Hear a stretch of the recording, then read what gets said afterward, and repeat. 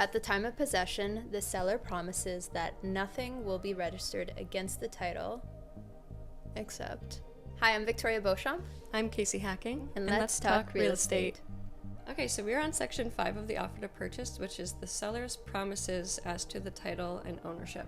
So this is the section that goes over that there's not to be anything registered against the title of the property upon possession date.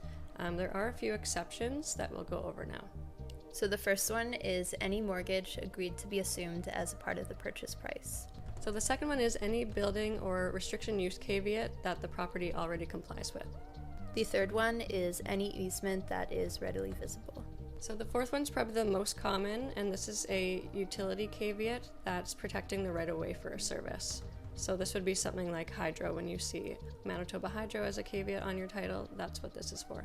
The fifth one is any claim that is the seller's responsibility to remove as a condition of closing. So the sixth one is any claim that is caused by or is the responsibility of the buyer. So the seventh spot is where you would include any exceptions, so including a tenancy. So if you were assuming a tenancy agreement, this is where you would note that in the offer to purchase. So section 5B is where we would put in anything that is being taken over as a rental contract. So if you have an alarm system and the buyer's taking it over, or if you have, a hot water tank or a furnace on a rental and the buyer's taking it over, this is where we put that in.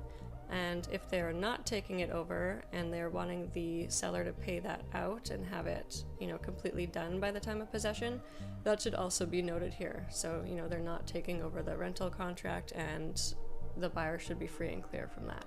Then there is 5C, and this is to note the peaceful possession and occupation of the whole property, except for any tenancies agreed to be assumed by the buyer.